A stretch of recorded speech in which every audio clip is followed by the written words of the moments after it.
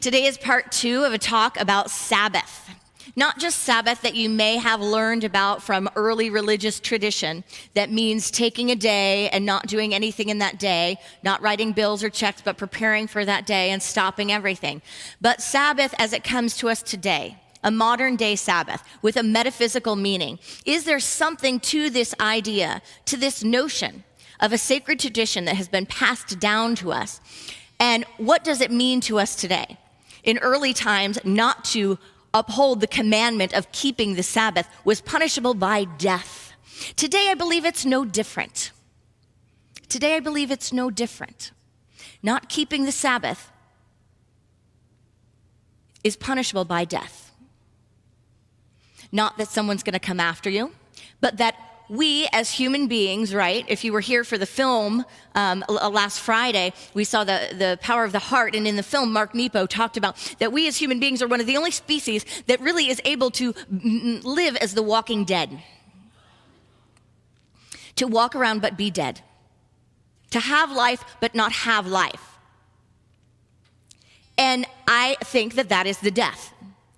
That is referred to mystically and metaphysically by not keeping the Sabbath. In Japan, there's actually a name for working to death, karoshi, and it's death from overwork. And it's been happening, and it happens to people. There's dedications of people having a movement to try to overcome this new type of cancer, this new type of disease. Have you ever felt that in your being? Ever felt that if you don't get a handle on things in a different way, if you don't create something different, there's part of you that's not really alive? Have you ever had a break or a time apart where you've done what the Sabbath really means? You know, the word Sabbath in history, really, it comes from the verb. It's a verb. It's something that happens. It's not a noun. It's a verb. And that verb is to cease, to stop, to step back. Have you ever had a time that you've ceased activity and you felt yourself come home? You felt yourself become more alive. This morning we had some boards out when you walked in, some dry erase boards, and you were asked to look at 2 weeks ago, what is your Sabbath practice? Do you have one? What could it be? What are some Sabbath experiences for you? What generates that? Because we are each uniquely created and uniquely designed beings, right? So yes, we can point to things for each other. We can look to sacred text and look to great teachers. But we have to ideate for ourselves. We have to go directly to source to see how this perfectly divinely designed being emanates and radiates in harmony, in expression, and in life. No one can do that for us. So on that board, you had the opportunity to put down what some of your Sabbath practices are. I saw there, someone mentioned the early hours of the morning. That there's something in the early hours of the morning. Can you feel that? For some of it's the very, very late hours in the night when all the minds have begun to shut down and people are sleeping and there's a stillness. Another comment on that board was nature, moments with nature. Do you know that it's now studied that moments with nature is actually good to revitalize your body, that it actually does physically, biologically great things to rejuvenate ourselves? Because when we are one with what we are one with, and when we commune in that way, we can be restored. Now, I'm sure that wouldn't be true for someone that hates spiders and hates camping and hates the outdoors. They might have another Sabbath practice, right? So if they tried to try on one that was not theirs, they might find themselves stressed out, waiting for the next thing to crawl on them, fly by them. But it is for each of us to come up with a Sabbath practice. And I do believe that when we fail to do that as spiritual beings having a human experience, we fail to experience the fullness of our being and the fullness of life. And we begin to shut down. We live in a society and a culture that believes this is optional, that believes the Sabbath is optional. And in fact, not only believes it's optional, but has created somewhat of a reward for being able to exist without a Sabbath. a reward system, a holding up, a celebrating of that which moves so fast. People probably thought a long time ago when technology caught up and when we made systems to make everything quicker that we'd just chill out more. But if one does not have spiritual dominion in their being, if one is not aware that one is in charge of their lives, and creating the society and the system of which we all live, that can pass us by. And we can end up being taken along with the speed of culture. We talked a couple Sundays ago about the great work of Wayne Mueller, and he said, so many haven't exhaled for decades. Such a powerful statement. So many have not exhaled for decades, and he asks us, when will we exhale? When will we exhale? You know, just at the end of June, on June 30th, there was a leap second. Did anyone catch this? There was a leap second, an extra second added. The atomic clocks added an extra second to the day. And if you watch John Oliver at all, he had a place and a suggestion for how to spend your leap second, even that extra second that you have. A place that you can spend it. You can go to spendyourleapsecondhere.com and have a multitude of experiences to press a button and get to spend that second. Isn't that a little telling of our day and age? It's like, oh, there's one extra second that I wasn't expecting. How can I fill it?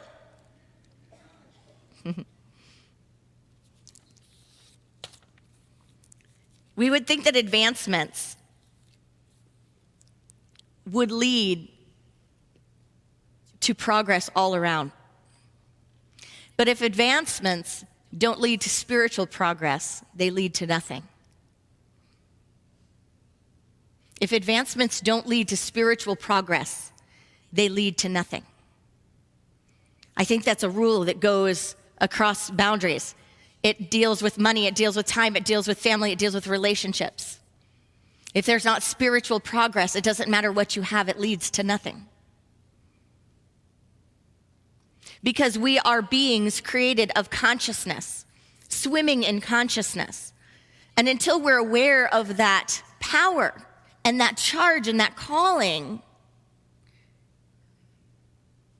we operate from a system of limitation, from a system of humanity, from a system of culture. But we're here to live greater lives. We're here to let our light shine in different ways beyond that. So it's for each of us to ask, what is our Sabbath? What is our practice? There's a story I want to share this morning. A lot of you may have heard it. It's about an American investment banker, and he was at the pier of a small coastal Mexican village when a small boat with just one fisherman docked. Inside the small boat, there were several large yellowfin tuna. The American complimented the Mexican man on the quality of his fish and asked him how long it took to catch him. The man replied, only a little while. The American then asked, why didn't he stay out longer to catch more fish? He said, well, I have enough now to support my family's immediate needs. The American asked, well, what do you do with the rest of your time? The fisherman replied, well, I sleep late, I fish a little, I play with my children, I take siestas with my wife. We stroll into the village each evening where I sip wine and I play guitar with my amigos. I have a full and busy life. Hear that part? I have a full and busy life.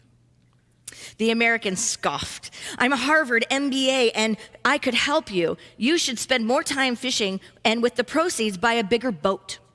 And when you buy that bigger boat, eventually you could buy several boats and then you'd have a fleet of fishing boats.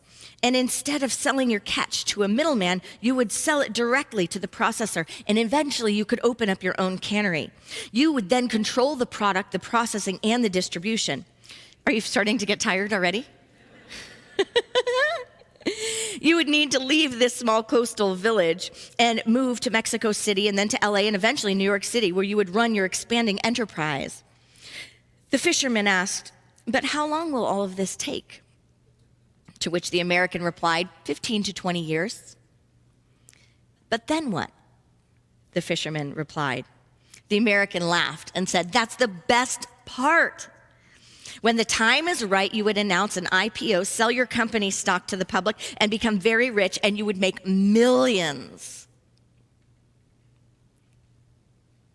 Millions. Then what?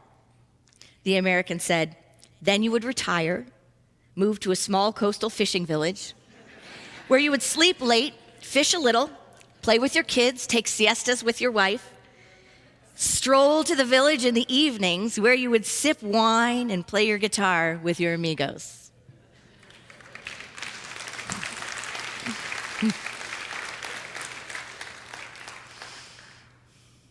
Is that not telling of our culture? We tend to try to devise these plans where we save up for retirement. Hey, does everyone know there's no such thing as retirement? My mom used to call it rewirement. Just rewiring to another way of being. But people tend in our culture to save up, to store up so that we can have that time. And you know what? Some of us don't make it till that time. And that's natural. That's part of life. So rather than storing up a Sabbath that can actually later lead to a feeling of purposelessness, a feeling of disconnection, what if we entered a practice where we feel connected and tuned in all the time? Where we honor our pace and our pulse and our life force all the time. So did you come up with some ideas for your Sabbath? For what creates it for you? What experience generate that experience of Sabbath in you? Here's a little context. The Sabbath was meant to be the rest on the seventh day. And there was also an ancient understanding of the Sabbath that actually allowed even the land to lie fallow every seventh year. That there were these mystical, metaphysical, and very physical, very human and realistic ideas of taking a break. The ideas from the past don't necessarily serve the moment, but the mystical concept is incredibly critical and important. But what are we looking for in a Sabbath experience? What is it really that we're looking for? Because the Sabbath is not necessarily just vegging out and turning on the TV, is it? The Sabbath is a spiritual experience.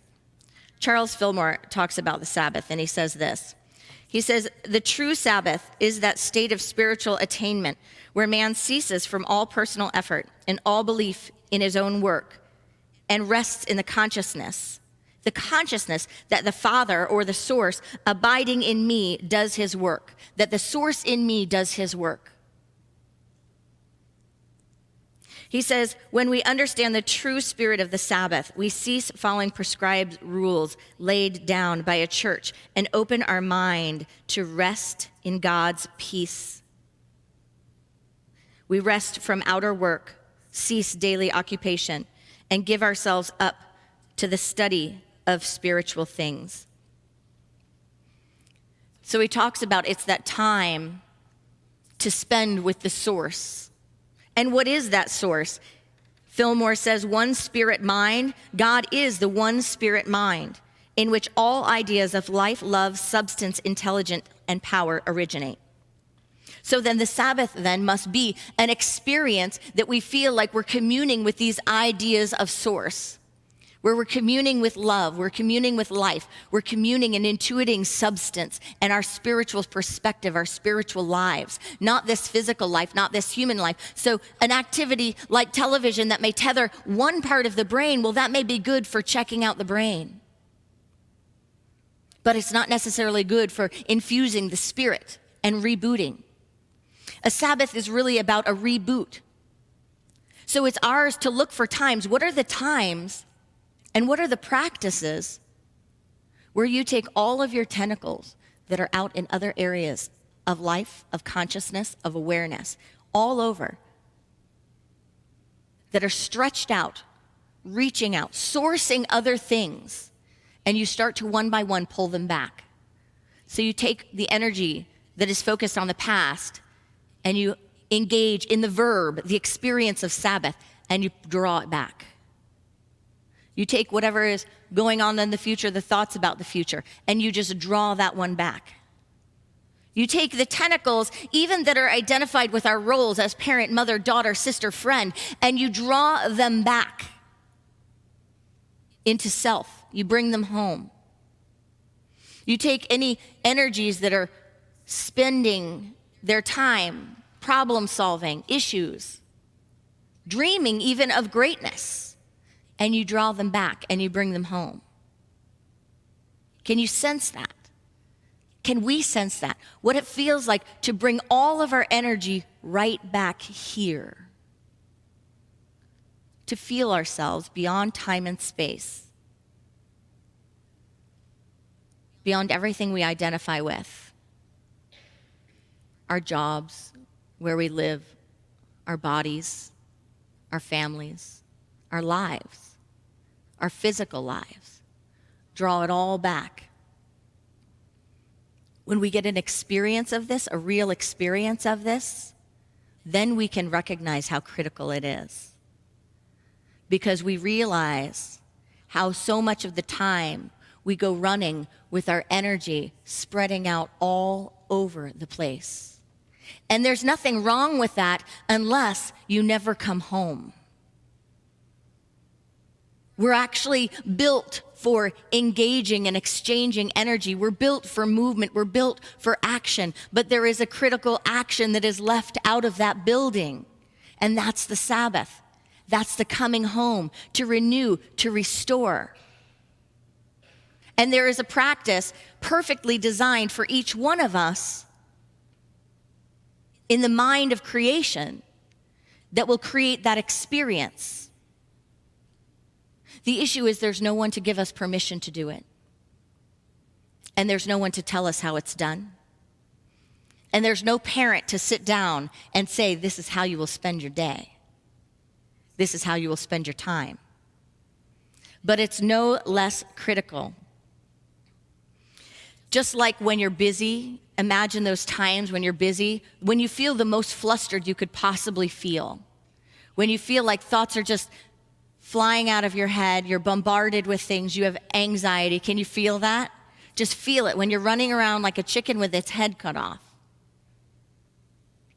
That energy, mentally, is a matching energy for what happens spiritually when we don't take the Sabbath. Spiritually to our souls, our soul field, our energy field is all over the place, missing signs, missing wonders, missing divine appointments, because we're fluttering about, running about spiritually, feeling ungrounded. That's why all sacred teachers, all master teachers, all enlightened ones who have walked this journey of humanity on earth have had a practice and have taken it upon themselves not only to ideate their own practice, but to share a practice with the world. The Sabbath, or the verb, the movement of the action of coming home, is not optional. It's kind of like the idea of tithing and breathing. You know, tithing is that idea that you put 10% of your income, your finances, to where you're spiritually fed. You circulate it. And great tithing teachers, masters that are masters of tithing in that practice, know that, you know, I think it's Edwin Gaines that says, she says, I would just rather take that money and throw it on the street for someone to pick up than I would to hold on to it. Because if we've paid attention to our lives, we recognize that when we get spiritual law, whether it's with tithing, whether it's with breathing and circulating, right? Whether it's with taking the Sabbath, it's not optional. It will be taken. It will be experienced. But will it be experienced with awareness, with empowerment, with our conscious choice?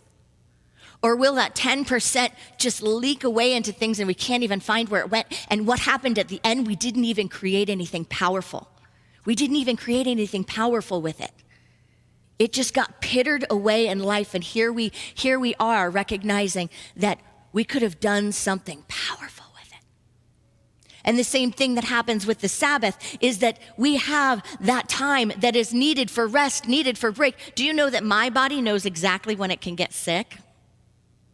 It has since college. I always got sick right after finals. Incredibly intelligent design here. If I have a speaker scheduled for the next Sunday, when do I get sick? It's like clockwork. That Sunday right after service, okay, and then I have the next week and my body knows you can get sick now, and then you have, you can rest on Sunday, and then you have this. Have you experienced that in your own life? Maybe had times that you have not created a practice of renewing and a practice of coming home, and what happened? Something in life knocked you off of everything, and there you were, sitting, present, with nothingness going on, ceasing activity. We can fill in the blanks of how we experience this in life. We experience it in a myriad ways. But the idea that it's optional, I think, is a misunderstanding of our spiritual nature. You wouldn't have a car without changing the oil. You wouldn't have a home without fixing things and taking time to look at what is. We are the only ones that will give ourselves permission to take the Sabbath. Wayne Mueller, who is just one of the greatest authors and spiritual teachers, says this about the Sabbath. So let's breathe into these together. Sabbath is more than the absence of work. It's not just a day off when we catch up on television or errands. It's the presence of something that arises when we consecrate a period of time to listen to what is most deeply beautiful, nourishing, or true. It is time consecrated with our attention, our mindfulness, honoring those quiet forces of grace or spirit that will sustain and heal us. He says, when we live without listening to the timing of things, when we live and work in 24-hour shifts without rest, we are on wartime, mobilized for battle. Yes, we are strong and capable people. We can work without stopping, faster and faster, electric lights making artificial day so the whole machine can labor without ceasing. But remember, no living thing lives like this. There are great rhythms, seasons, hormonal cycles, and sunsets and moonrises and great movements of seas and stars. We are part of the creation story, subject to all its laws and rhythms. Can we feel ourselves in that? Feel that we are that life, we are of that life? He says if busyness can become a kind of violence, we do not have to stretch our perception very far to see that Sabbath time, effortless, nourishing rest, can invite a healing of this violence. When we consecrate time to listen to the still small voice, we remember the root of inner wisdom that makes work fruitful. We remember from where we are most deeply nourished and see more clearly the shape and texture of the people and the things that are before us. So unity's all about making life practical. So how do we take an ancient practice and make it practical today? Here are a couple of invitations. The first is to know your Sabbath spots. Did you know there are Sabbath spots? There are mystically, divinely designed spots just for you, that when you focus your attention, your intention, and your being on being in communion with them, you are restored, you are healed. Those spots are ones that other people may have experienced too, but no one knows yours but you. Know your Sabbath spots. When you come across a place, a space of you, that all of a sudden you feel like you come home to yourself beyond lifetimes, yourself that is your freedom, your power self, your amazing wild woman self, your warrior man self, your full being. When you come upon those spots, know them and mark them. Know them and mark them. and feel your history as a spirit, as a soul, and know that this has been divinely designed and given to you to reignite, to rejuvenate, to reboot. The next is consider a Sabbath day. Consider having a day, having a weekend, having an evening, having a morning. Consider a Sabbath practice and a rest every 7 days. Consider those fun things that people do now when they sit down at a table to have breakfast together or dinner together, and all the cell phones plop right on each other one at a time, and the first one to touch them is out. Consider practices to put into your daily life. Maybe a basket at the door where you put all of your technology so you can be present. Consider a Sabbath practice and what that means for yourself, your family, and what that means as far as what you'll pass down to future generations. The next feasible thing is to think about this. Has anyone had a vacation that after you take the vacation, you need to recover from the vacation? That in fact, planning for the vacation and then being on and navigating the vacation and then coming back, it's almost like you wish you had just taken a staycation instead? So that's the next one, is thinking about a staycation. That is simply a vacation where you stay right where you are. Where you stay right where you are and you seize the fullness of the moment. You seize all of the time. And the next one is a sabbatical. Is a spiritual sabbatical, a time. We know that professors have sabbaticals every 7 years. They take 6 months to a year off. We know that there are other practices. Teachers have sabbaticals. They have every summer, that's 3 months off. I remember as a teacher, I couldn't fathom not having that time because that was my time to bring all my tentacles home, to rejuvenate myself so I could say, yes, I can move forward. Yes, I have the energy. Yes, I have the power. But a lot of jobs don't have that, do they? A lot of jobs don't have that experience. In ministry, we have sabbaticals every 4 to 7 years for 3 to 6 months to take off one summer, a summertime or a period of time to rejuvenate, to not have anything else, not have the identity, but to have spiritual renewal so that we can be present and be fully present and there the whole time with our profession, with our lives. There are companies now. There's a great article in Fortune magazine. There are companies that are now incorporating sabbaticals in all occupations, in their jobs, in their people, investing in their people, because they're finding, the research is showing that if people are running constantly, they're constantly on, and they don't have a break, then they don't get to keep their good people. Even when I did my research, I even found that McDonald's has sabbaticals for employees that have been there for quite some time. Can you believe it?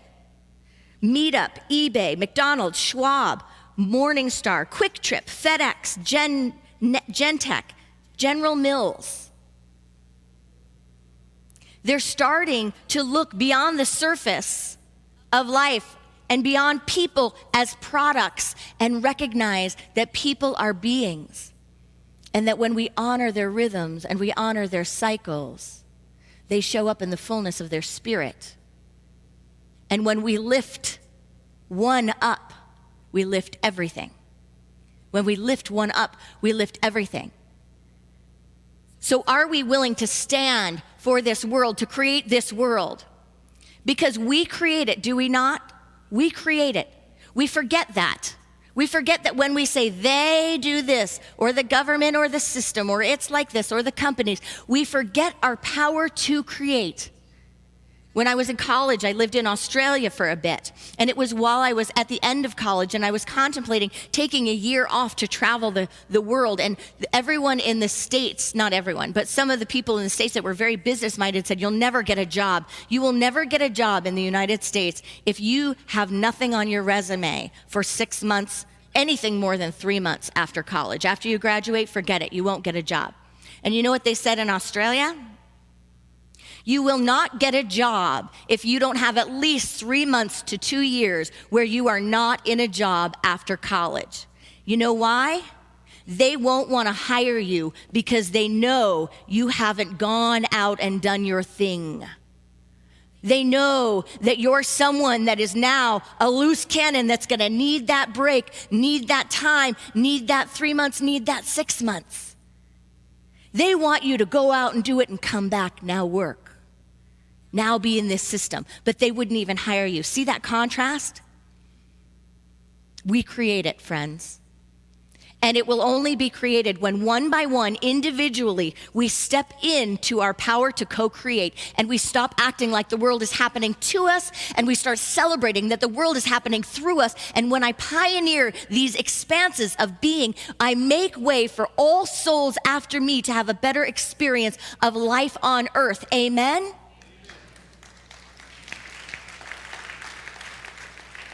Wayne Mueller said, all life has emptiness at its core, and it is the quiet, hollow reed through which the wind of God blows and makes the music that is our lives. Namaste.